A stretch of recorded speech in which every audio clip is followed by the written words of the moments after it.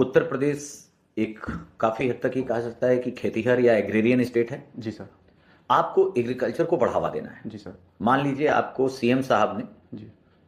एक बेहतर व्यक्तित्व पाते हो और बायोटेक के इंजीनियर के रूप में और एक प्रशासक में तुम आ चुके हो, तो एक सलाहकार के रूप में रख लिया जी सर। और बोला कि हमें एग्रीकल्चर प्रोडक्शन को अच्छा करना है नए टेक्नोलॉजी के साधनों को अपनाते हुए, जी सर।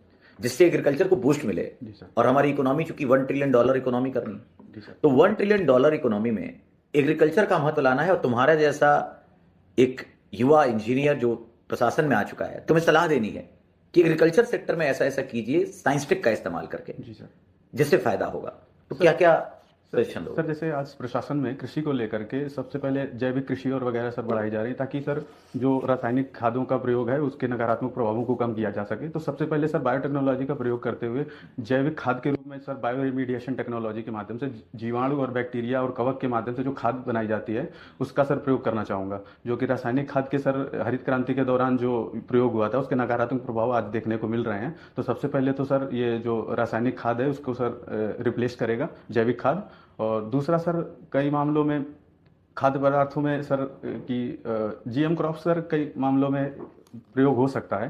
जैसे खाद्य पदार्थों में सर अभी हाइब्रिड जो मॉडल पे गेहूं या चावल बनते हैं, जिनकी सर हो सकता है ऊंचाई कम हो, जिससे उनकी लैंडिंग जिससे गिरते नहीं हैं। और दूसरी चीज़ है कि सर कम समय में उत्पादन उनका किया जा सकता है जो भी खाद्य पदार्थ हैं, तो इसका सर प्रयोग यहाँ पे किया जा सकता है। और तीसरी चीज़ सर कृषि क्षेत्र में पशुपालन भी आता है।